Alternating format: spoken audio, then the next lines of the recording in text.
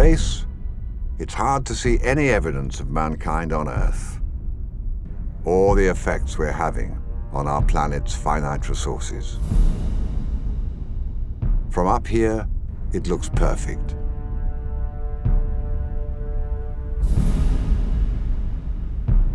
It's only when we look more closely that we start to see some of the results of our consumption, particularly the one that's rarely talked about: waste.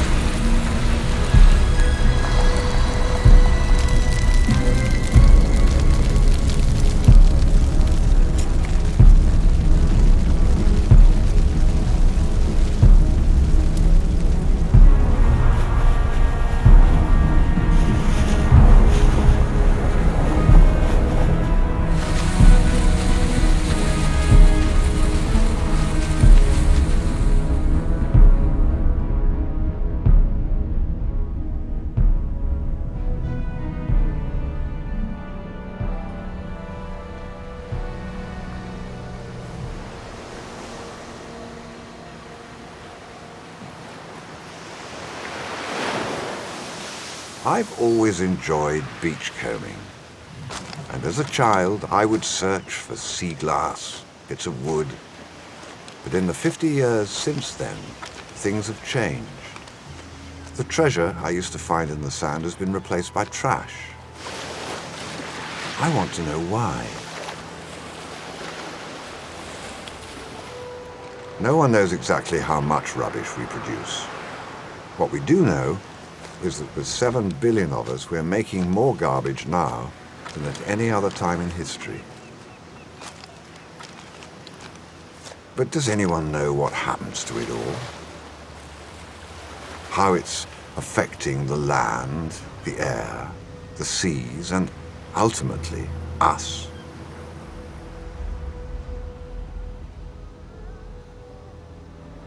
Historically, we've always buried our trash. But it seems that now we sometimes don't dig, we just dump.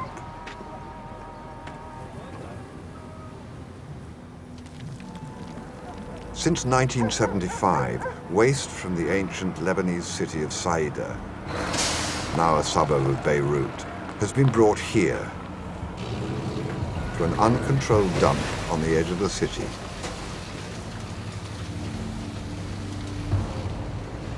Over 80 tons of it every day. What was a sandy beach has been replaced by a trash mountain, well over 40 meters in height.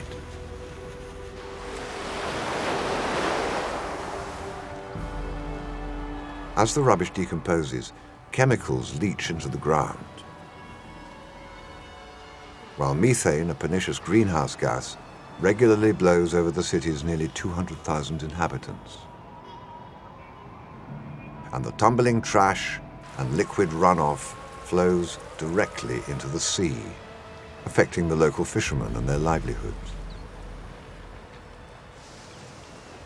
This is not just a local problem, because over there is Italy, up there is Cyprus, Syria's next door, and north of Syria is the Turkish coast. And there have been complaints from all those countries about the garbage that floats up onto their beaches, much of which comes from this garbage mountain here. Rubbish pickers arrive for the day shift, looking for waste to sell for recycling in the putrid mounds. No one was willing to talk to me about working here except one, a refugee from Palestine. When you started here 35 years ago, this rubbish mountain didn't exist. You've seen it grow. من أول الأرض من أول ما اشتغلوا هون أنا أشتغل فيه فصار علي جبل مرة جابوا بالهيدا مشيت 20 سنة كان مكبل فوق بحشوا جورة وحطوا براميل شو مصدر البراميل ما حدا بيعرف. He thought it could have been toxic waste. Efforts have been made to clean up this dump, including a $5 million donation by a Saudi prince. I struggle to see much result. But it's not just about these extreme situations. Waste is everywhere, at ever-increasing levels. We produce too much waste. We've become profligate by nature. We've learnt that it's okay to waste. We don't think about the consequences when we throw stuff away. We're seeing an effect on pollution, possibly effect on global warming. You don't have to be a rocket scientist to know that you cannot have infinite growth against finite resources. Every year, we throw away 200 billion plastic bottles, 58 billion disposable cups, and billions of plastic bags.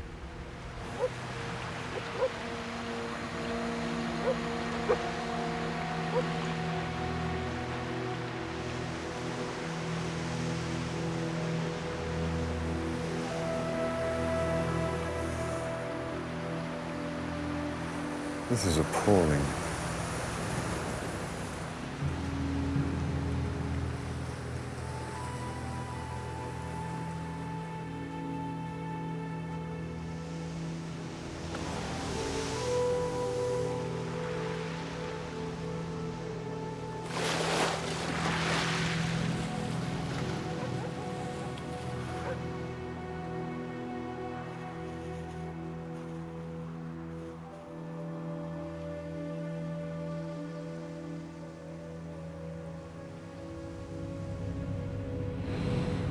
Here in Britain, where I live, we have the most landfill sites in Europe. 80% of the population live within 2 kilometers of one. And although government policy say they should be used as the last resort for most waste, this one in Yorkshire is expanding.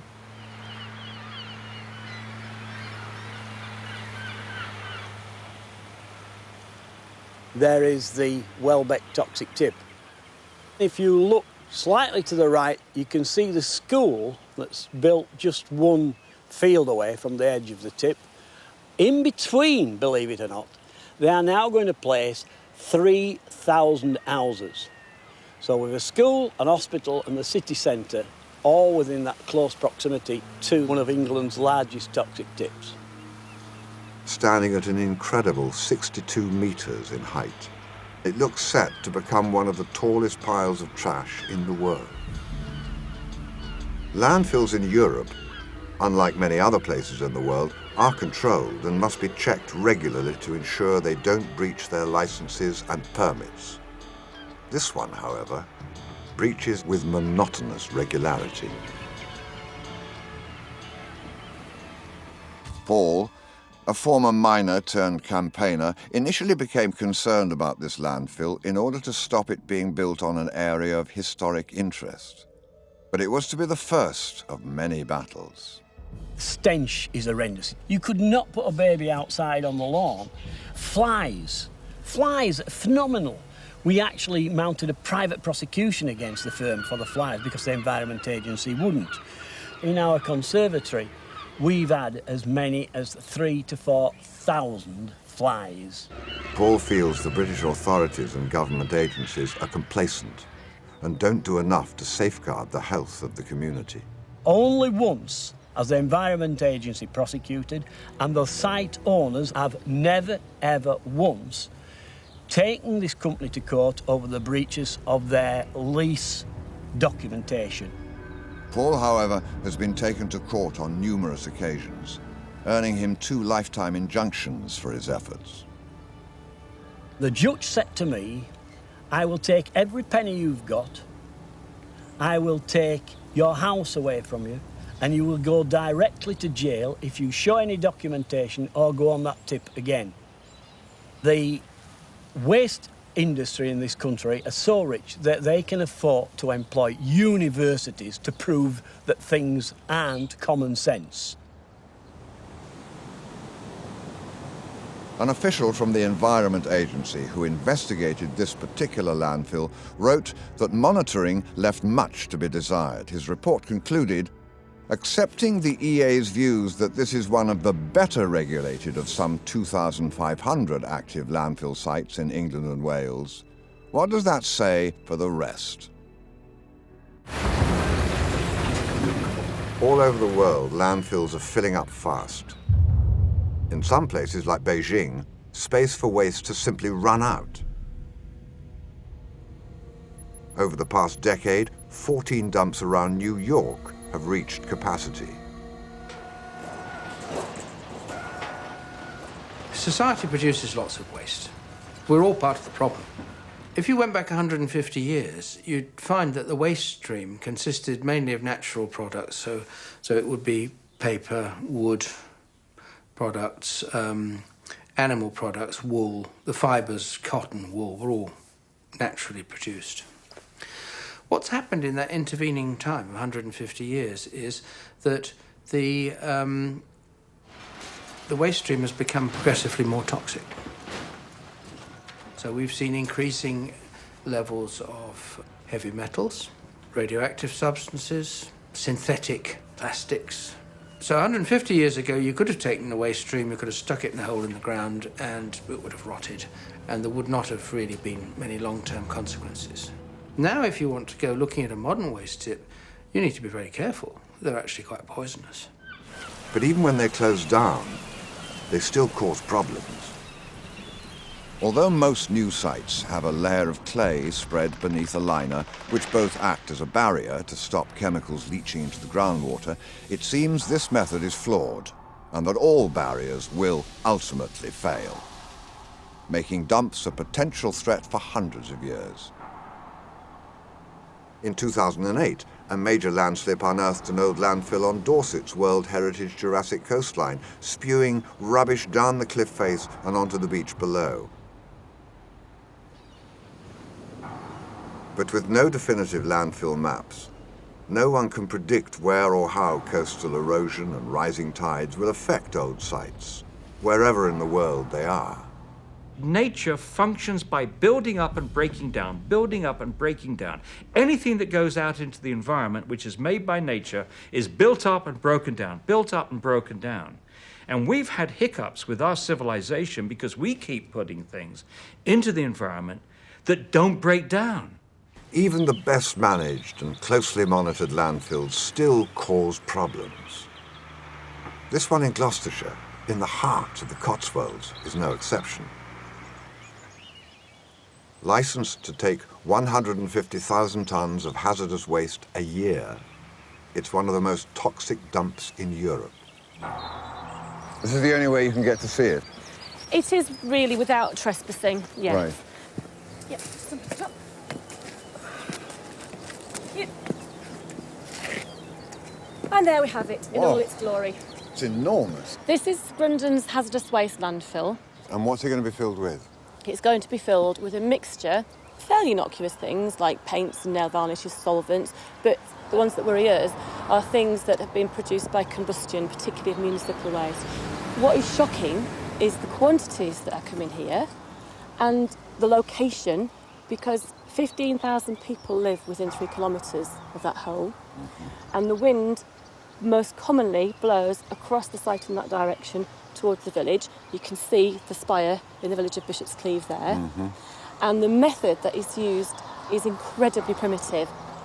The waste material is mixed with liquid in these silos before being spread on the landfill, so as to prevent toxic dust from escaping and being blown onto nearby land and houses. And they mix it up with leachate from the landfill. What's leachate? That is all of the liquid that drains off at the bottom of the landfill. So as everything rots down and leaks, it's the substance that comes out. And we know that there is chromium-6, we know that there is cadmium and a whole load of other heavy metals in there, which are really dangerous to human health. It's outrageous. The local residents were so worried by the toxic dust clouds the operators of the site had maintained neither drifted nor even existed, that they started an investigation.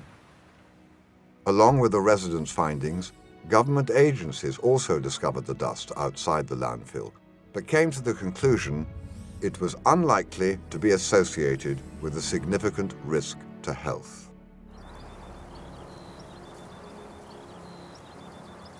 The owner of the field next to the landfill gave me permission to take a sample of soil and test it for toxins. Mark the spot to be into a square area 10 metres by 10 metres. Right. 1, 2, 3, 4, 5, 6, 7. It was important 8, to do this 9, in a scientific 10. way. 4 samples from the centre accumulate the 8 sub-samples. I come into the middle of that. Where's my stick? I've lost my stick. I'm See, what's impossible? I have to put my sticks up. Where? I mean, a flag would have been more useful. My other stick must be over here. I've done that one. There we are, free of as much as we can. There's a bit of rootage in there, but there we are, that's just supposed to be. That's that. I think back to my time at school, I was hopeless, except for growing mould on old food. I was very good at that. The samples I took revealed elevated levels of 17 toxic chemicals in the soil. When the Health Protection Agency analysed their own dust samples, they too found toxins present, but once again concluded they were unlikely to be associated with a significant risk to health. Yet other independent soil analysis found levels of toxins many thousand times higher.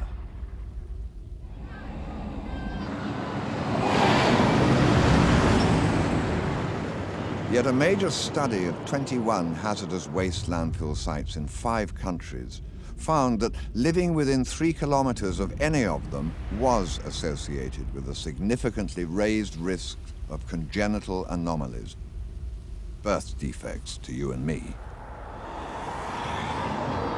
But like almost every report on the health effects of landfills, including those that found increased cases of cancer, this one also ends by calling for nothing but further research.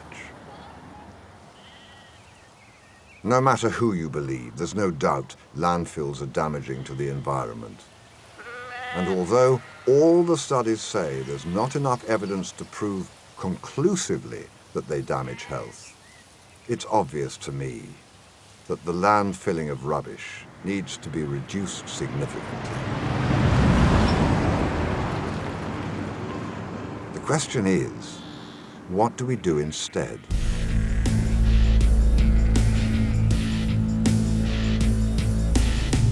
With the need to reduce the amount of waste dumped in the ground, burning what we no longer need seems like the perfect solution. Although incineration is generally more expensive than landfilling, it's the most widely used alternative. There are no records of the exact number of municipal incinerators in the world, but there are thought to be about 800. Some reports say there could be as many as 469 in Japan alone. And in the UK, we do know that there are 30, with planning applications to build over 90 more.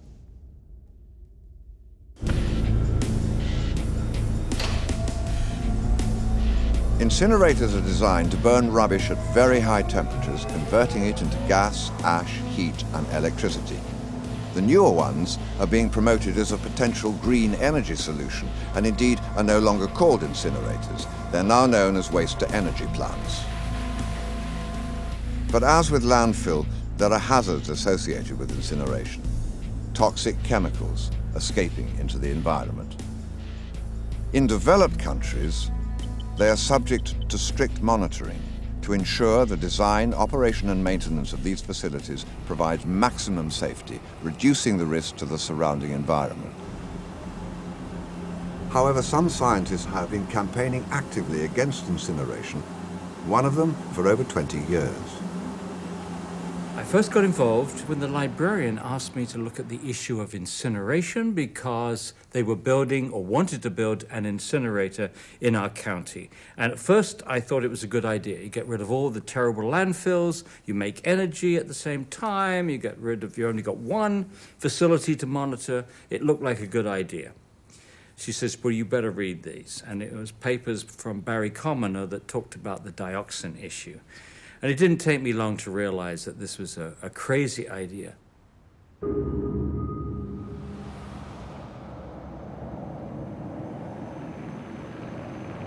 I've come to Iceland, to the remote town of Ísafjörður, capital of the Westfjords, to meet residents concerned about emissions from the incinerator used to burn their rubbish.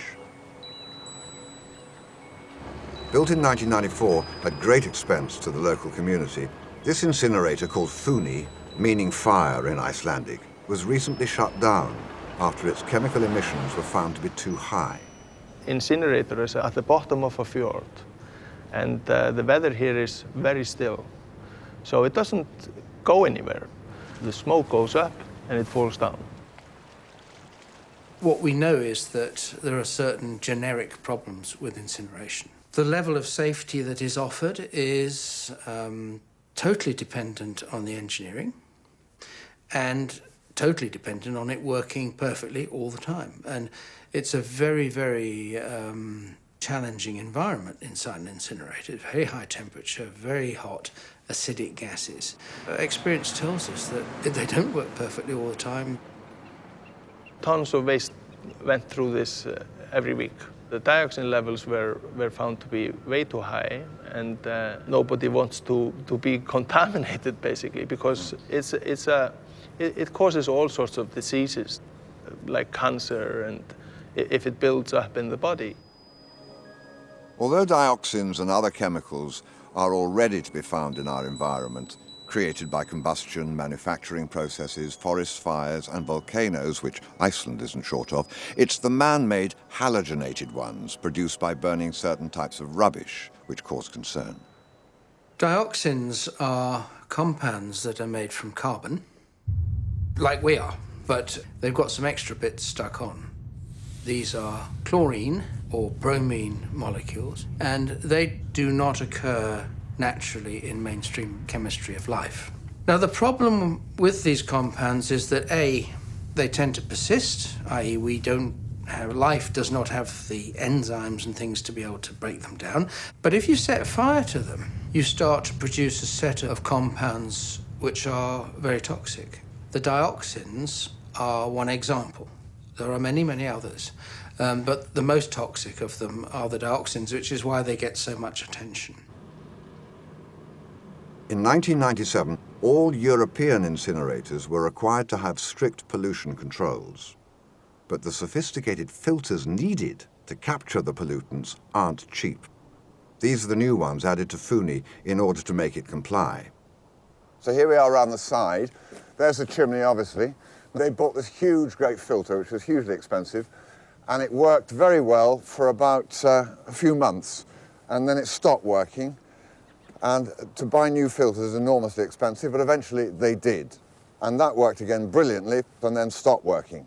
It's a bit like the bags costing more than the vacuum cleaner. And then finally, 4 years after they originally invested in this, they stopped using it because they couldn't afford to use it. But regardless of how effective the filters are at capturing these toxins, the fact remains all incinerators produce ash, which still has to be disposed of. Basically, there's two ashes that we're concerned about. There's the bottom ash, which is the ash which falls through the grates, just like in the fireplace. That's the ash from the furnace. And then we have the fly ash, which is essentially the tiny particles which we capture in the air pollution control devices. Very fine materials. The bottom ash is about 90%, and the fly ash is about 10%. The bottom ash is toxic, and the fly ash is extremely toxic. It has toxic metals, dioxins, furans, and so on.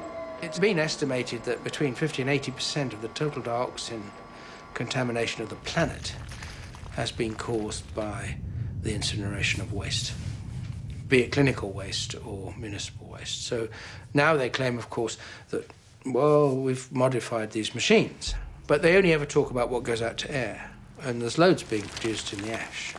And that's being used to make breeze blocks for your house and sweep it under the carpet, get rid of it. But the basic problem has not gone away. This small incinerator was emitting unacceptably high levels of dioxins, which were found to be entering the food chain. If you build an incinerator in the area, then the farmers are going to be the big recipients of the toxics, particularly dioxins. A cow, by eating the grass, puts into its body what it would take you 14 years to breathe. In other words, if you stood next to the cow, and don't advise it, it'd be a very boring 14 years of your life, but if you did, it would literally have to breathe the air next to that cow for 14 years to get the same amount of dioxin into your body that that cow is getting in one day. I went to visit the farmer affected by the incinerator. He was initially reluctant to talk to me. His family had been farming here for over 150 years, and the stress of their problems had taken its toll on his elderly father, who'd just suffered a stroke. Hello, I'm Jeremy. I'm very sorry to hear about your situation, and I was wondering if we could maybe go and look at the cows.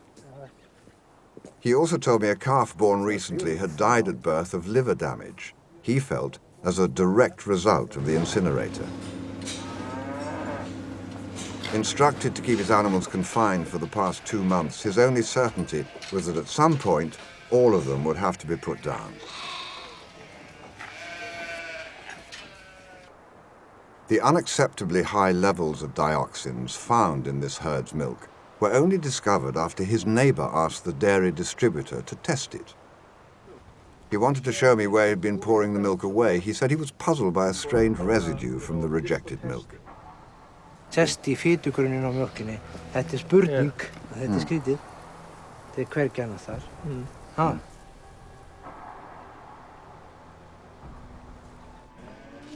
His land now, as a farmer, is worthless.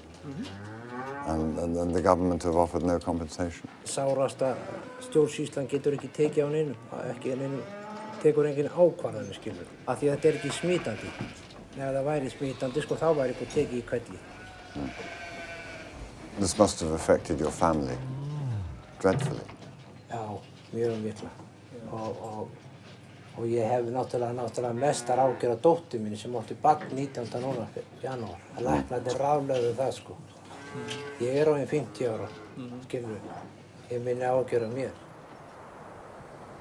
With his livelihood gone and no word of compensation, the future for him and his family looked bleak. I wanted to find someone to shed some official light on what was happening. We take decision last November to close it and to recycle the garbage. And a few weeks after we took that decision, we had these problems with the dioxin. What will happen to Mr. Jonsson? Will he get compensation for his farm? I hope so. I hope at least it won't be he who has to pay for it. And then it's either us or the government that's responsible, in my opinion. The last time the Icelandic Environmental Agency tested Funi was in 2007. And although those results showed the emissions were 21 times above the safe limit, the incinerator wasn't closed down till December 2009. I wanted to know why. I was hoping to meet the Minister for the Environment, but she's got the flu today, so I'm going to meet her second in command and see what he's got to say. Our experts that were dealing with those matters there, the Environmental Agency, felt that there was not this threat of any danger to the environment or to the health of the people. And yet you feel that we should try not to have any dioxins in the air. Well, that's my personal view, that we should make all the efforts, and we need to have sort of look at the practical options, practical solutions that we do have. Mm. But at the time, you didn't make any efforts to close the incinerators. Well, I think the signals that we got from the Environmental Agency came to us much later. It was not until early this year. So it was when you discovered the land around it was actually polluted, because the operators, I think, said that there would be no problem with pollutants near the incinerator, and yet 1,500 yards away we have this land which is apparently now unusable. So the operators, it seems, the people who supply the equipment, should maybe be held to account?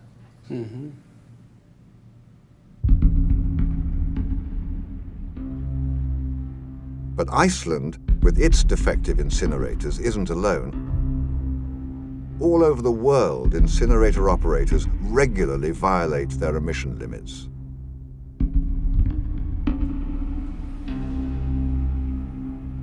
And it's not just the old ones. The new state-of-the-art facility which opened in Scotland in 2009 breached its emission limits 172 times. And these things aren't cheap. The town of Harrisburg in the USA was forced to file for bankruptcy, due in part to a $310 million debt for their incinerator. While Detroit taxpayers went $1.2 billion into the red building and upgrading theirs, one of the world's largest.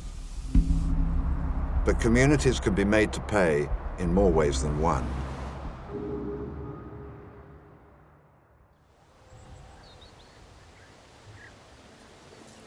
For over 9 years, residents in this idyllic town in France have been fighting for justice with the authorities and the owners of their local incinerator, now demolished. It had been releasing dioxins 13,000 times above permitted limits. But here, once again, the incinerator continued to operate. It was only when local cancer cases increased significantly that it was closed down. The street behind the facility became known in the news as Cancer Road, when 24 out of the 80 residents contracted the disease. On est désabusés, très déçus On a rencontré énormément de difficultés pour se faire entendre, pour obtenir la vérité qu'on cherchait. On a bien perçu qu'on dérangeait beaucoup. Et on a aussi vu qu'il y a des grosses puissances en face de nous, beaucoup de pouvoir, et qu'effectivement ce pouvoir-là est très étendu et qu'il a cherché à nous faire taire d'une certaine façon. One small incinerator wrecked 350 farms, 3,000 animals were culled, 7,000 tons of hay was destroyed, and 13,000 litres of milk were poured away. Quand on apprend un beau jour qu'on ne peut plus travailler, que notre exploitation, on peut produire mais pour jeter, les agriculteurs sont les principaux consommateurs de leurs produits. Je donnais mon lait à mes enfants parce que c'est bien meilleur que le lait qu'on achète. On mangeait la viande de notre exploitation parce qu'elle est quand même bien meilleure que la viande industrielle. On mangeait nos œufs, nos volailles. Et maintenant, vous nous dites qu'il ne faut plus manger, on a empoisonné nos enfants. The court case involving 165 residents was dismissed on the basis that the cancer cluster in the area was not statistically significant and that there was no proven link between exposure to dioxin and cancer. La justice n'a pas reconnu la mise en danger de la population ici autour de l'incinérateur, alors que pour nous elle est évidente. Et d'ailleurs, les études de l'INVS l'ont démontré, puisqu'elles ont conclu que dans les populations qui vivent autour des incinérateurs en France, dans les incinérateurs de cette génération-là, il y avait de 6 à 23% d'augmentation de cancer. The precautionary principle says that in the absence of scientific certainty, the burden of proof should show the action isn't harmful. So in this case, shouldn't it have been up to the authorities to prove the incinerator was safe, as opposed to the local residents having to prove it wasn't? We're pretty sure that with humans you can't get absolute proof. So that's why governments have to be prepared to act with precaution on the balance of evidence. I mean, the manufacturers usually demand that you give them proof beyond all reasonable doubt. But they know that that's asking for the moon. You can't have it. So some people, when they see the stack of an incinerator, the chimney, they think, oh, dilution, dispersion, and forget that nature reconcentrates in fish, particularly mercury, and reconcentrates with any grazing animal, sheep, pigs, goats, cows, chickens. And so we get all this back to us. And now, just to finish that story, the huge problem here is that once we get dioxins into our body, we can't get rid of them. The man can't get rid of them. A woman has a way of getting rid of them. It's called having a baby. So she's getting the dioxin from her food every day. She can't get rid of it. It accumulates in her body fat. And when she's pregnant, the dioxin that she's accumulated for 25 years or so in her body now moves to the fetus. And so the effective concentration of that stuff is hugely increased in the fetus, potential to interfere with the baby's mental development, the baby's immune system, and the baby's sexual development. It's not a wise thing to do. Je pense que la prise de conscience n'a pas été suffisante. Parce que la contamination à la dioxine, c'est pernicieux. Ça s'accumule et ça met 20 ans, 30 ans pour produire ses effets.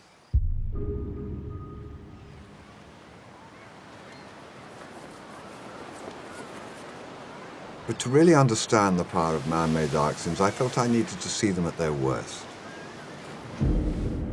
During the Vietnam War, Agent Orange, a herbicide contaminated with TCDD, the most deadly of the dioxins, was repeatedly sprayed over the jungle to kill the foliage and cut off the Viet Cong supply lines. However, no one predicted that nearly 40 years later, children would still be born suffering from what many scientists believe are the effects of this dioxin contamination.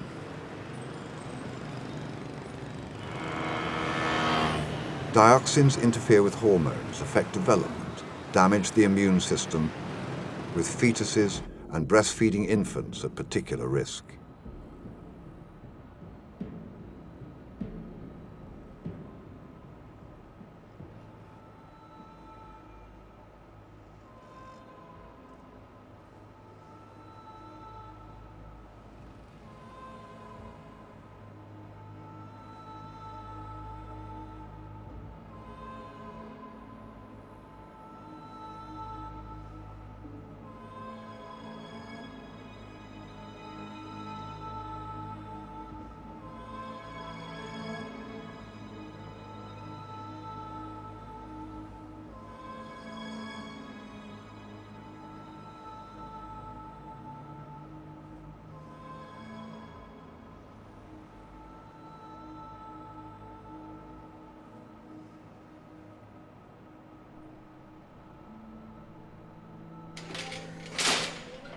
We receive many thousands deformed children abandoned, or their parents want to send them here because we can take care of them quite well.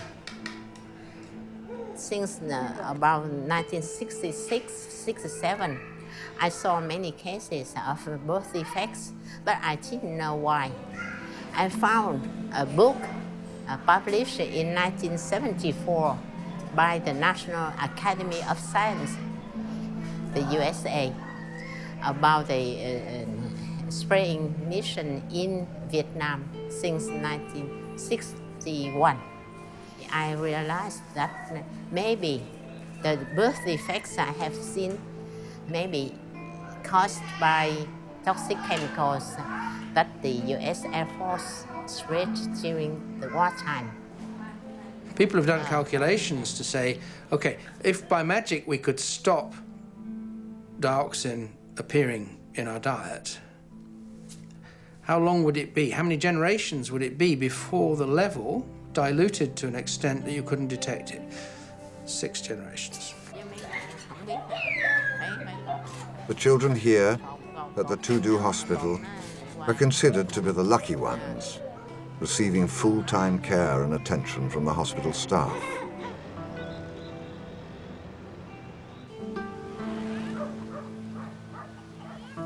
But many others are not so lucky. The mother of this little 2-year-old girl was devastated when her daughter was born without arms or legs. Until then, she'd been unaware that dioxins sprayed during the war could have any effect on her own family. Em ở bên biên giới gần huyện Châu Thành, gần Tây Ninh mà gần biên giới, ở bển lấy cha rồi về Củ Chi này làm việc mới gặp ông xã ở đây. Chồng ông xã thì ở đây thì nhiều người cũng nói là hồi đó là đây là cái chỗ chiến tranh, hồi đó đây là nhiều nhất. Thì nó được hưởng bên chế độ Nghị định 67 á, tháng được 300. Còn hồi trước kia tại vì hai vợ chồng làm công nhân á, rồi khi mà đẻ con vậy rồi ở nhà nuôi nó, ông xã làm lương không có đủ sống, được khổ quá. Xã cũng có giúp đỡ là đưa cho lên báo phụ nữ, là báo phụ nữ cũng giúp đỡ cho được 10 triệu.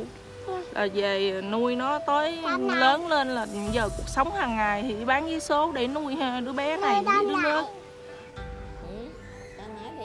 Seeing these children here in Vietnam leaves me in no doubt about the dangers caused by exposure to high levels of dioxins, but what effects do they have at low levels in our bodies? Everyone in the population today has these chemicals in their bodies. We can't find a dose below which nothing is happening. When we look at levels in our experimental animals where we've seen effects, we see biochemical effects occurring at levels that are present in essentially most of our population, talking about a chemical that has effects at very low concentrations in the body. I would say there's absolutely no safe dosage. Dioxins are of the most toxic chemicals that we know of, and even at the minute amounts that we're exposed to, we are still seeing toxic effects on babies, on children. If you start to look at development as the period on which to concentrate for toxic effects, you find that A, there are many, many substances that seem to have effects, and B, they occur at doses 100 to 1,000 times lower than you need to produce an effect in an adult. Because development's a kind of one-way trip. And if you're pushed off course, you don't necessarily get back.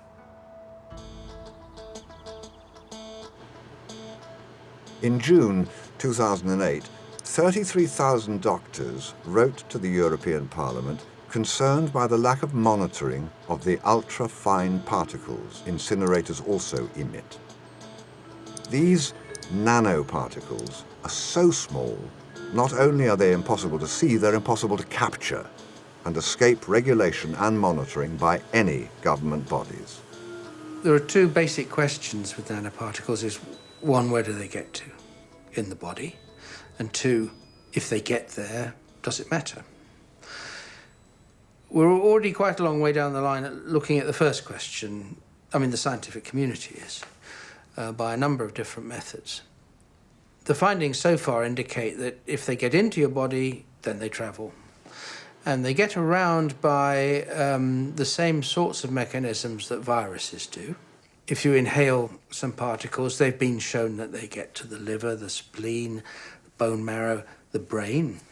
You can get across the blood-brain barrier.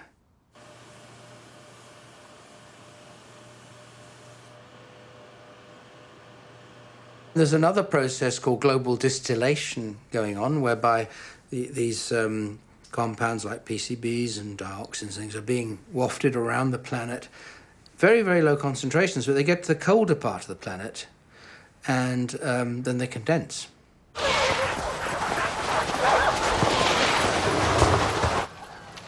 Whether it be by dioxins or toxic heavy metals, the Arctic, which seems so clean on the surface, has become one of the most contaminated places on Earth.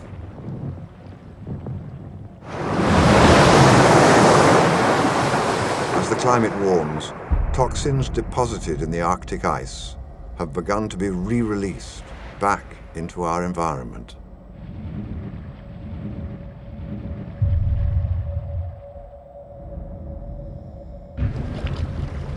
If you take the Inuits, their natural diet has been animal fat, and they've had to change because it's become too toxic. So what we're doing in this part of the world is having an effect on a global basis. We can argue about how much dioxin comes out of a modern incinerator. We can argue about what the health effects are. But what we can't argue about, in my view, is we've got too much out there already. We have too much in the environment. We have too much in our food. We have too much in our bodies. We have too much in our babies. We don't need any more. And we should be cutting back on sources for which there are clear alternatives. But what becomes of the billion tons of rubbish we make that never actually makes it into landfills or incinerators each year? That disappear into the environment, washed away through storm drains, rivers, and ultimately into our oceans. The evidence lies on beaches all over the world. 2.7 million kilos of trash was cleared from global shorelines in a single day. You see, this is so nice, to wrap your rubbish and leave it on the beach in a plastic bag. I mean, isn't that thoughtful? A staggering amount was from smokers.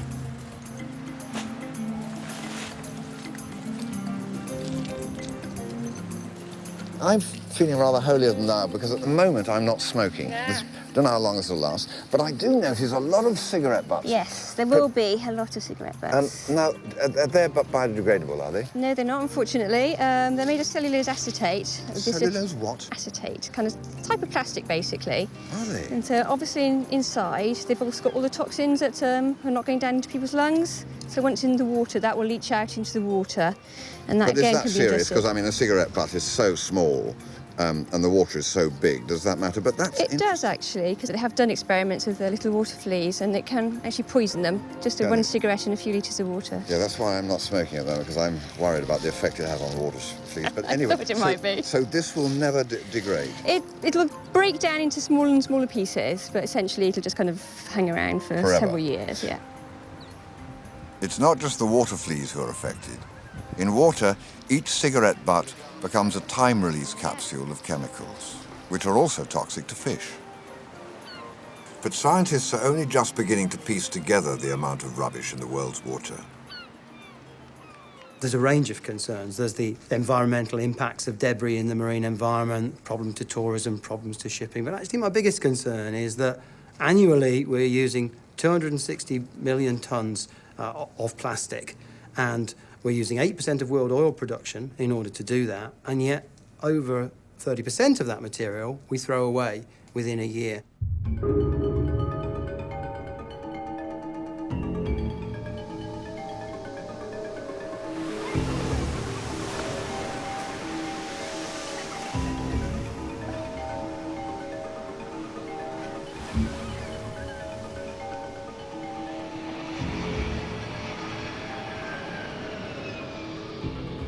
Most of the rubbish from the 11 million inhabitants of Indonesia's rapidly developing Jakarta ends up here, in the waters of the Ciliwung River. For the city's 1.4 million poor, many of whom live along its banks, there's no organized waste collection.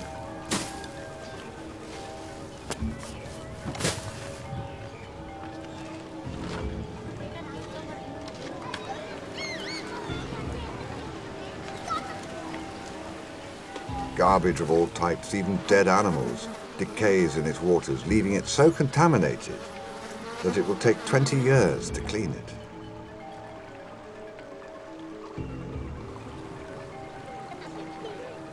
Yet millions of people depend on the river, not just for their daily activities such as laundry and bathing, but as their major source of drinking water.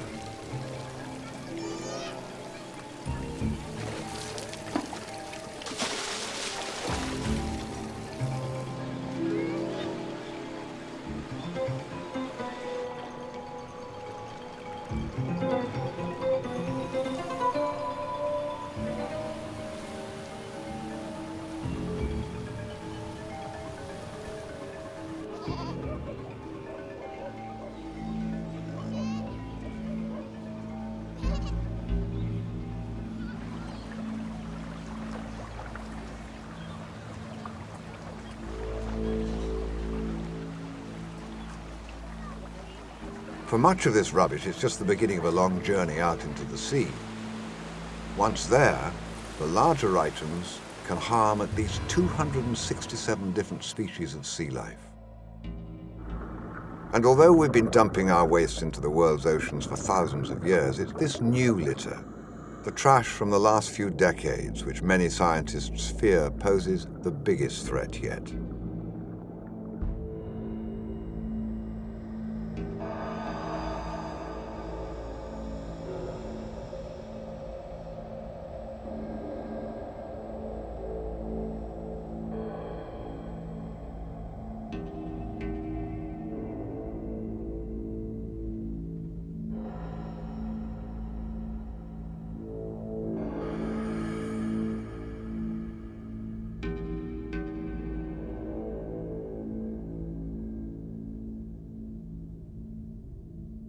One of the worst cases ever recorded was this grey whale, beached in Seattle.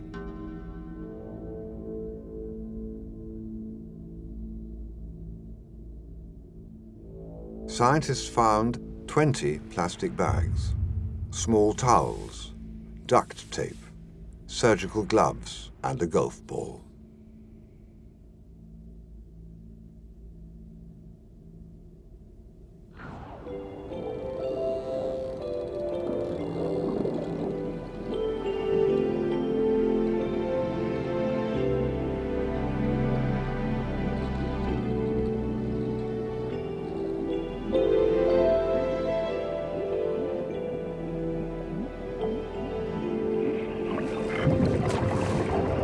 Understanding the scale of the problem began in August 1997 when, returning from a trans-Pacific voyage, Charles Moore took a shortcut home through an area in the North Pacific Ocean known as the Doldrums. We couldn't come on deck without seeing some form of trash after just looking for a few minutes, so it got me thinking, we need to measure how much is out here, and I came back 2 years later and found there was 6 times as much plastic as the zooplankton we catch in this net by weight. And that was explosive, the idea that somehow in the deep ocean we've got more trash than life ignited the whole controversy about allowing our throwaway society to become part of the ocean biome. What is it? I mean, when I envision it, I think of just like a landfill floating in the ocean. Is that what it is? No, it's not like, it has that quantity of trash in it, but it's dispersed. It's an enormous area, and the trash is about the same density as the water itself, so it lazily floats just below the surface, and you can't see it from a satellite. Moore's study shocked the scientific world. He revealed there was 6 times as much plastic as ocean microorganisms known as zooplankton, the starting point in the marine food chain.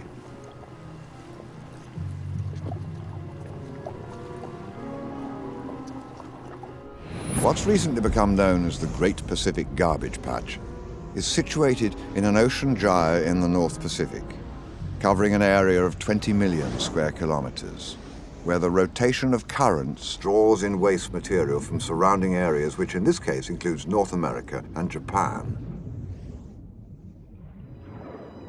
It takes an average of 6 years for a piece of rubbish to reach the center of the gyre, by which time it will have been eroded into tiny fragments.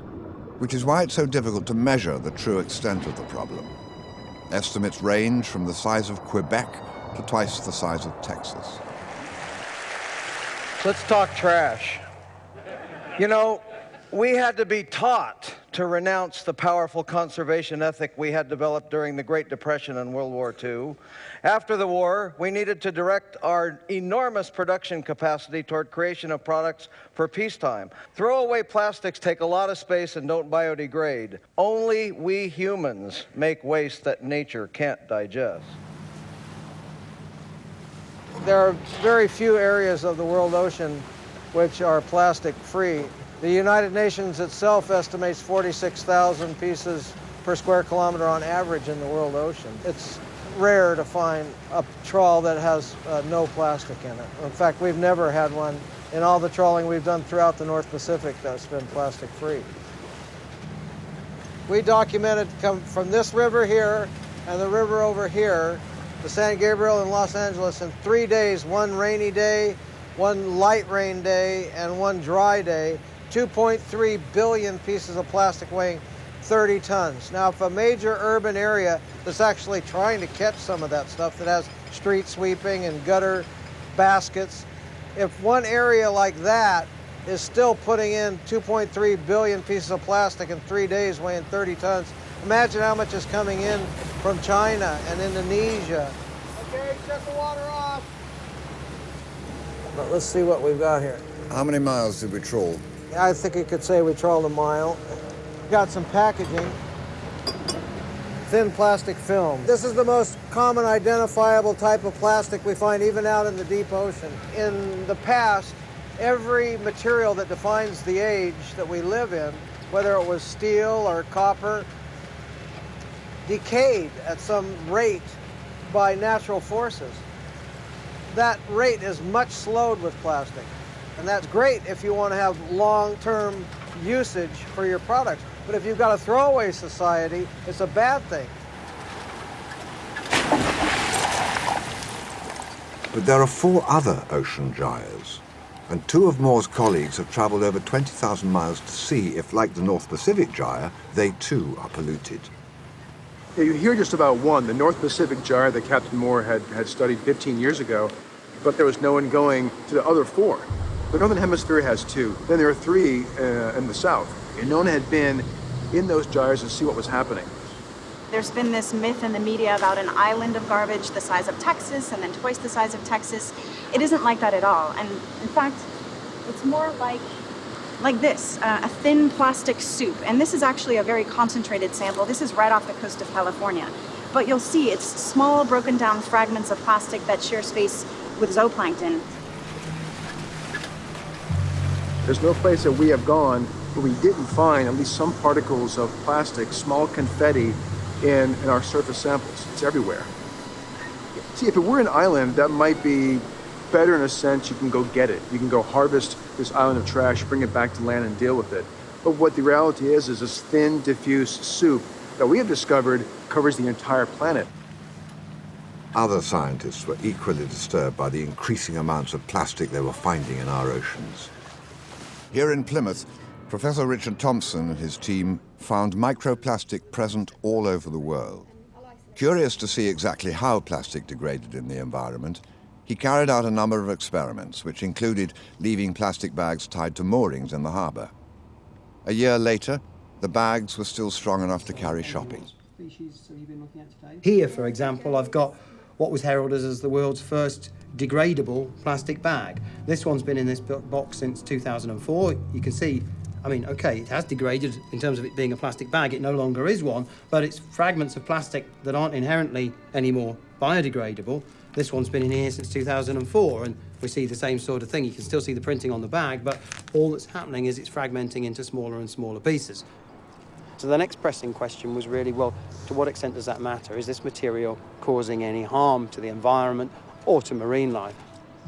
We looked at the lugworm, Arenicola marina, which lives in the marine sediments itself, and that work showed that all of those organisms would quite readily ingest microscopic fragments of plastic. So we ran some longer-term experiments with the common mussel, Mytilus edulis, and what that showed was that after a single pulse exposure to small fragments of plastic in the laboratory, Over 48 days later, having been in clean water for 47 of those days, the mussels had still got small quantities of plastic inside them that had been retained.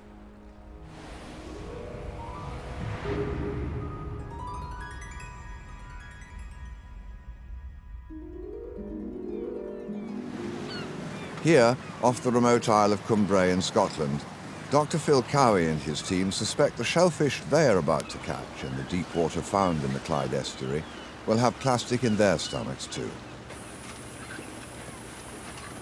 So this is a deep water trawl from about 65 metres. And so we have here, this is the Dublin-bellied prawn, or Nephrops norvegicus is its scientific name. We would know it as longustine. So normally if you go to a restaurant, you can have these prawns whole, or you would just end up with a tail, and that's what we call scampi. So these are big, healthy specimens, and we're looking at them because they live in muddy and sandy environments in deeper water. Nephrops live in burrows, typically live in burrows in the seabed, and they're generalist scavenger predators. So they will pick up dead fish, dead anything really, and because of their burrowing habitat and the way they eat, there's a potential that they'll take in plastic through either their prey or from the actual burrowing activities in the mud. We conducted a trial and we looked at 120 prawns and we found that 83% of those contained plastic filaments or pieces of plastic bag. I think what we have to do as a society is realise that we are potentially having an ecological impact on our environment as a whole, that we're only just beginning to understand what those impacts are. That was a great haul, actually. But there's a second, more troubling problem scientists are currently looking at. Not only does plastic leach chemicals, but once in water, it also attracts chemicals, potentially making plastic even more dangerous to marine life. Because these chemicals are hydrophobic in nature, what will happen is they will latch on to the surface of solids like plastics. And to give you an example in common terms, it's a little bit like if you're washing up after a curry or a spaghetti bolognese and you've got all those red and yellow food colourings in the bowl. They latch on to the side of your washing up bowl rather than necessarily being washed away and you're faced with cleaning them off. You could get orders of magnitude, so thousands, tens of thousands times greater concentration on the surface of plastic debris than was in the surrounding seawater. So that begged a question, well, what happens to those chemicals in a different environment, perhaps in the guts of a marine organism? Are they released? So when a fish eats plastic, what does it ingest? I mean, if we were to eat that fish, would we just cut out the plastic from its stomach? Well, we've all grown up with this idea since it's part of our food delivery system that plastic is inert. We think of plastic as not transferring anything to the food because we get our milk in plastic, we get our yogurt in plastic, we get our meat in plastic, and we really wouldn't like it if we had some concept that plastic was bioactively transferring chemicals to the food that were a problem for our bodies. Turns out that's actually what's occurring. And in the ocean, it's not only the compounds that have been mixed into the plastic at the time of manufacture, but it's the compounds that have been absorbed by the plastic as they float in the ocean. Many of these are capable of disrupting our hormones. There are so many chemicals that are being used that have hormone-like activity. So it's different from toxicants that kill you just out of being toxicants. Here they are mimicking hormones that exist in our bodies in very small amounts, and that they play very important roles in the way our organs form and function. Many have also been shown to suppress our immune system and even decrease reproductive rates. There is a very interesting Danish study whereby they show that, contrary to what you would think, is younger couples are more seeking help. When this happens, you have to think whether or not is this exposure to hormone-like chemicals during development that is causing this shift. Eating a lot of small fish, a large fish becomes more polluted than each one of the small fish because each one of the small fish transfers a persistent pollutant to the large fish, which it stores in its fatty tissue. And then when we eat that, we store the accumulated pollutants in our fatty tissue. That's biomagnification. That's why killer whales, the top predators in the ocean, are the most polluted. They're having a very difficult time reproducing.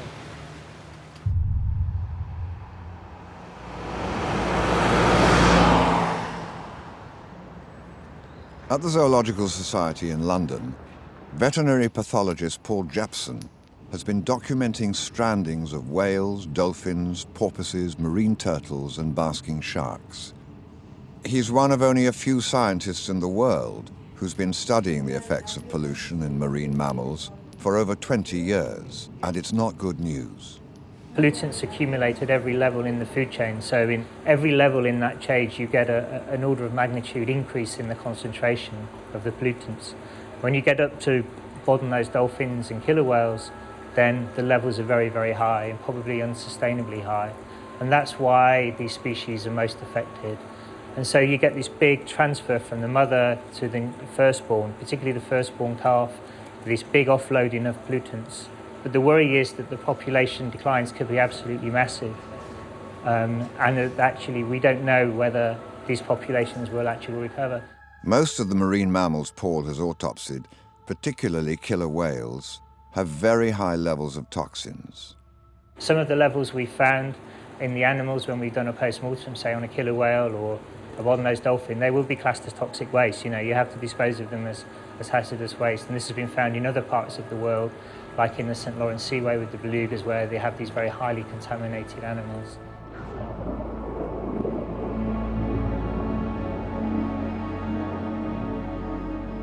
Releasing bad chemicals into the atmosphere doesn't mean they stay up in the atmosphere. They condense into the ocean. Creatures in the ocean then take them into their bodies. That starts the biomagnification process. This is why the whales are having difficulty reproducing. They're the sentinel, they're the canaries in the coal mine, they're the harbingers of what's going to happen to us. There may only be a few generations before human beings won't be able to reproduce, and plastic floating on the ocean is nature's way of telling us to get after a problem.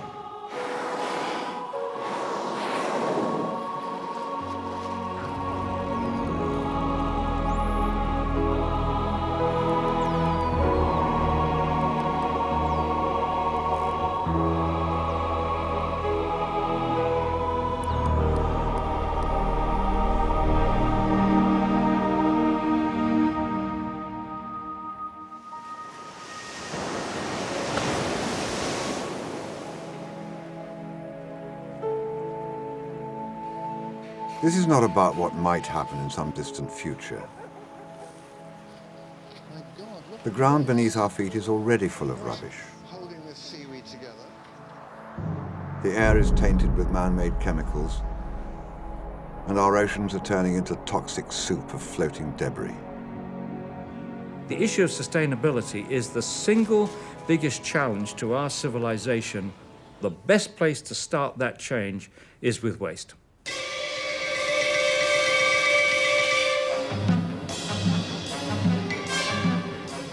Professional packaging people would have us believe that life would be impossible without their services.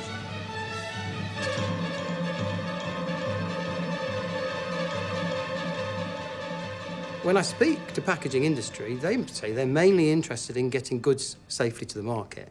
I've no objection with that, except perhaps where it comes into conflict with dealing with the waste at the end of the lifetime. And if this one's easy to recycle and that one isn't, then why do we need to go down this route? Per milliliter of liquid getting to you, this one is using more or less twice as much plastic per mil of drink that you consume as this one. So that's costing more to transport, it's more petrochemical that's being used in its manufacture, it's more waste to dispose of, and it's hard to dispose of. So I really query what we're doing in some cases, and I think that to fully tackle this problem, we need to work with industry to move towards designing for end-of-life recyclability. I met a woman who's already taken up the challenge We're going and declared her own personal war on waste.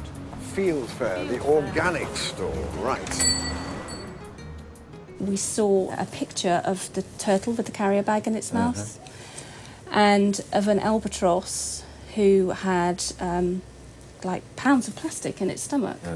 And it consisted of bottle caps, cigarette lighter, toothbrush, plastic toys, stuff that we were using on a daily basis. And my husband saw that picture of the turtle and he said, we are never taking another carrier bag ever again. How much waste do you generate a year? Have you ever worked it out? Last year we created a carrier bag of waste. What, carrier bag? Yeah. What, you mean this? Yes. Of waste? Of landfill waste. In a year? How many are you? 3. And a rabbit. 3 of you and a rabbit. Well, the rabbit, I suppose, eats mostly. But anyway, that's extraordinary. But what about your newspapers? They get recycled. So, waste that cannot be recycled for a whole year. That's absolutely amazing. I would love to know, I mean, how you do it. Purely by how you choose to shop, or are there other ways? It starts before you get to the checkout. You have to make a conscious decision before you hit the checkout. Right. So basically, you pick something up, oh, that looks nice. Yeah. You have to ask yourself, what am I going to do with either this product or this packaging when I have finished using it? And so whereas most people perhaps turn it over to look at the price, we turn it over to look at the recycling information. Right. This is something that lots of parents buy for their kids. It comes in this laminated pouch with a plastic. That's orange juice? Yeah, it's orange juice. So instead of buying it in a carton that could be recycled or a glass bottle, this, the green dot symbol, you familiar with that one? No, I'm not. I get confused with all these symbols. Right, well, this symbol here, lots of people think that's a recycling symbol. Isn't it? But it's not a recycling symbol. It means that this company has paid a certain amount to have their products recycled, but the consumer cannot do anything with that. It's not hard to learn on a packet of cigarettes that they kill you. Yes. It's very clearly. So why isn't it clearly written on these? Yeah. Is it just me, or do other people struggle to understand what they all really mean? What does that mean? Recycle. It means that it can be recycled, you think? Yeah. You all do a bit of shopping, don't you? Yeah. Right, so I want to know what that is. Do you know? Recyclable. Don't know? Recyclable. I'd say recyclable as well. Recyclable? Recyclable. You're all wrong. But I've often wondered if it were possible to do without packaging altogether. Our aim is to help customers refill their own containers instead of creating more packaging waste. So I bring my containers here for everything? You bring your container. If it's dry goods that you want, you can either bring a bag, or if you bring a Tupperware, we just weigh it first, then you just fill it up. It means you can buy exactly the amount you want as well, which means you don't waste any food. If I'm a bloke and I'm sort of just didn't plan to do some shopping, then I would have one of these, would I? That's exactly what you'd have. I would have a little bag in my pocket or in my... I do actually carry a bag normally. And this...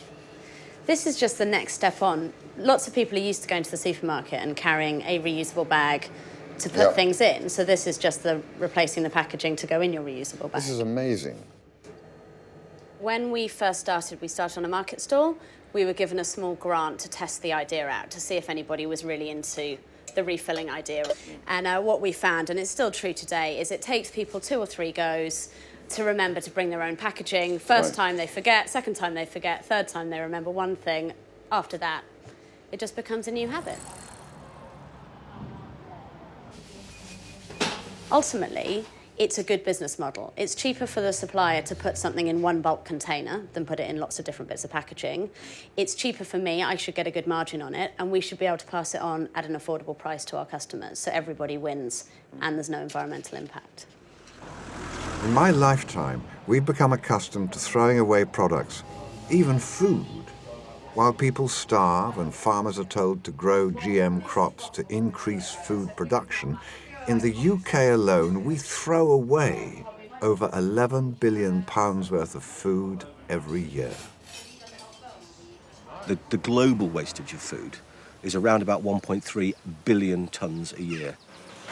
Food is energy. But instead of all this wasted food going into landfill, couldn't we be making better use of it? We built a digester in a prison in the UK, Guy's Marsh Prison. And it was designed to treat the food waste that was produced within the prison itself from the kitchens. And it's an absolutely first-rate example of a small-scale digester. I don't understand the difference between anaerobic digestion and composting, so I've come to see it in action. Hello, sir, good afternoon. I'm just going to give you a pat-down search. Do you have any objections to a female doing that to you? It will be a pleasure. Tell me your name. My name's Lynn. Lynn. You can just drop your bag down there, sir. Very good. Thank you. And just hold your hands up like that. Thank you very much. I'm quite ticklish. Be careful. Are you? That's not a problem. This digester, the first to be installed in a British prison, is a prototype. We record the weights of what we're recycling. All the food gets processed through the processor there, so it breaks down a little bit quicker. You're recreating what occurs naturally in us, human beings and animals, who use bacteria in their guts and their stomachs to digest food and turn it into energy. And anaerobic digestion commercially is exactly the same, only the anaerobic digester is not flesh and bones, it is concrete tanks and metal tanks, and it is a pumped system. What comes out is exactly the same. It's energy. It's energy in the form of a methane-rich biogas, and it is a solid and a liquid fertilizer which can be used on the land to replace inorganic fertilizers. What does this save you a year? Yeah, the saving just for the food waste, it's about £18,000 a year. And the cost of running this is fairly minimal? It's minimal, yeah. Once you've set it up, there's no charge for it at all, really. So that's saving the taxpayer? Yes. Comes backwards. I'll let you go first, Jeremy, and then I'll get it out. Very good. Jeremy, introduce you to Glenn Barker. Nice to meet you. Thanks very much. Pleasure. So this is the compost? Yes. How long's this been here? This compost has been here about 10 days, maturing. 10 days, and it's covered in... Look at the flies. And how much longer will it stay here? This will stay here about another 20 days. Right. And being constantly turned so that the heat is generated. Yeah, you can see the steam coming off and feel the heat. To make sure everything is working. Fantastic stuff. And it's beginning to smell good. Yes. Yep. It smells better than that it smelled in those tanks. Do the prisoners work on this? Yes, the prisoners work within the area and they work within the tunnels. Obviously, some of them have never done this before. We try to teach them, you know, where their food's coming from. I've never understood why we don't do this in this country, why we import stuff, why we don't grow in these tunnels all the year round. We could grow up so much more. Yes, we could. Perhaps times will change and we will. Thank you very much. It's been a great pleasure. Thank you. Wouldn't it be wonderful if this could be put into practice on a large scale? I'm told that managing resources more efficiently could save the UK economy £6.4 billion every year.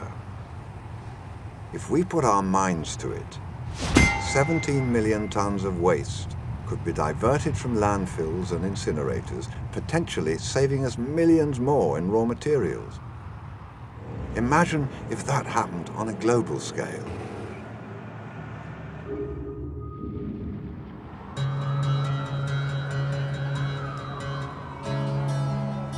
The city of San Francisco has been leading the way in recycling for years, with 75% of its homes and businesses participating in the city's Zero Waste initiative. San Francisco established a zero waste goal back in 2002 because landfilling waste is a total waste of resources. And we really kind of piggybacked on an emerging international movement for zero waste. We can't just keep extracting resources from the earth. We have to utilize the limited resources that we have. We have a three-stream collection system that we have provided to all residents, whether they're in single family or in apartment buildings, all types of businesses, not just restaurants, but high-rise office buildings, retail, and that's the foundation of our program. We have now made it mandatory in San Francisco for everyone to participate in our program, from single-family residents to apartment dwellers to all types of businesses and even visitors. So technically, as a visitor to San Francisco, you are legally obligated to participate in our source separation program. As part of its radical approach, the city believes in working closely with its businesses. This is Recycle Central, and it's a 200,000 square foot building where all of the recyclables from San Francisco come to get sorted. The bulldozers put it up on those conveyors. The conveyors go up 30 feet onto the conveyor belts, where our Recology's employees are there to either hand sort it, or there's machines like there's a magnet that pulls out the metal, and then our employees also hand sort the glass. We only hire folks from the local communities. All of our employees that work here are union employees, and they're paid very well, and we have full benefits. Really? So, full benefits, and a pension, so. Well, that's fantastic. So you've got people queuing up to work here? Actually, we do. When we had our last open call for jobs, the line went around the block. Do people get bored with working here, or do they work here for a long time? People work here for a long time. I've been here for 11 years, and I'm still considered a new timer. We have guys that have worked here for 30 years, 20, 30 years. It's a really good job. Tell me about what he's doing here. What's this stuff? So this is all rigid plastic, and what happens to it is the front loader is going to push it up into the baler. We'll put it into bales, and then we ship it overseas to prospective markets. Where does it go? Where is this prospective market? This will probably go to China, and they'll make it into new products that we in turn buy back from them. Right. So a lot of the materials that come from China in the shipping containers come over here. Those containers historically were going back empty. Now they're going back with materials that we sent to Asia. As well as using anaerobic digestion, here in San Francisco they make compost on a truly industrial scale. Farmers are sharp. When they look and see that the crops look better where we've used compost, then they start to use compost. It's quite affordable, and it gives them back a higher quality of produce and better yields and less soil erosion, all adding up to a return to the farm. In stopping the waste of organic matter, we stop that organic matter from going into the dumps, and by doing this, we stop the production of methane out of the dump. We also stop the filling up of the landfill by materials that are valuable for us on the farm. So there's a dual benefit. There are hundreds of businesses and farms using San Francisco's compost. I just happen to have chosen to visit a vineyard in the Napa Valley. You know, we're adding what we think is the right amount to maintain the integrity of the soils. You know, soils are like a bank, and your crop is like when you take your crop off, it's like taking withdrawal from a bank. Well, you have to make deposits. And so the compost for us is a deposit. We're replenishing what we're taking out of the soil.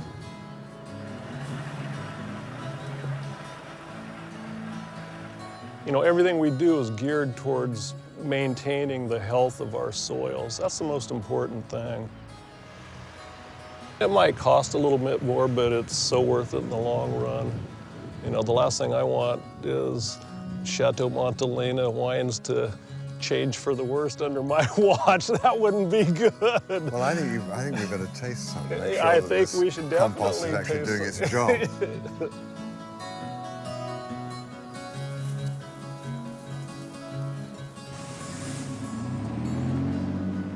Ananda Lee Tan is part of a global movement of hundreds of grassroots organizations, all advocating the benefits of zero waste. The story that we try to tell is that it's really grassroots communities that have been winning this battle, have been protecting the planet for future generations, and often with very few resources. The importance of getting broader public support is not only about shutting these toxic facilities, but really about creating more democratic governance over industry that's really out to destroy both public health and the planet. And how can we help facilitate that so that communities can also empower themselves to organize and force their local governments to change? It's wrong to both bury and burn waste when we can recycle over 90% of the waste that is generated in this country. Recycling conserves 3 to 5 times the amount of energy that incineration projects or even landfill gas-to-energy projects generates. What's more important, perhaps, is the amount of climate pollution associated with that energy that we reduce. If we recycled everything that is currently being buried or burnt in the U.S., it would be like taking half the cars off U.S. roads. That's the amount of climate pollution we would reduce if we actually reach those very achievable targets. Jobs are obviously created by incinerators. How do the amount of jobs compare with those in recycling? So here in the US, studies have shown that 10 times the number of jobs can be created by recycling and composting the same amount of waste or tonnage of waste that is buried or burnt in incinerators and landfills. For example, here in the US, there are currently about 800,000 jobs within the recycling industry. However, in the US, we only recycle 33% of our waste. Even if we were to achieve 75% and get to where San Francisco has gotten across this country, we would be creating 1.5 million new jobs in recycling. Einstein once said, "A clever man solves a problem, a wise man avoids it." The engineer is trying to address a problem given an amount of waste. What we have to do is to stop making that amount of waste. We have to find other ways. While we continue to attack the problem by just saying, okay, we've got a solution, here it is, we burn everything, we're not going to make progress. We did it with smoking, the smoking ban. And there were the naysayers, you know, it'll never work, it'll be a real problem. But it was clearly understood what the goals were, the timetable was set, there was a methodology to get through that process, and then the date came and off we went, and we had to stop. We did it with seatbelts and wearing seatbelts. We did it with drink driving, actually, when that became unacceptable, because the consequences were made plain. We need to do this with waste. I'm not saying that zero waste is easy, but the problems that you have to overcome with landfilling and the problems that you overcome with incineration, when you've overcome them, you've still gone in the wrong direction. 25 years from now, you will be no closer to sustainability. Whereas all the problems that we have to overcome with zero waste, it's worth doing because we know we're going in the right direction. We're saving resources for our children, and we're reducing the contamination, and we're moving towards sustainability.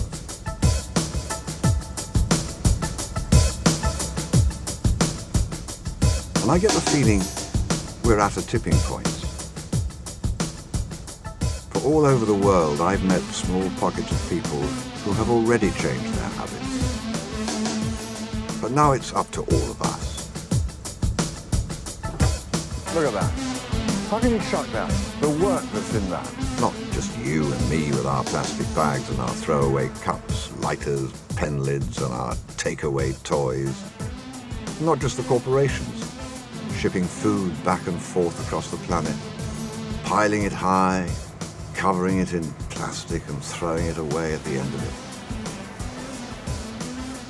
And not just the packaging people and the PR promoters telling everyone, including themselves, that if it looks good, it must be good. And not just the politicians with their lack of political courage, their inability to stand up and say, this surely must end, but all of us.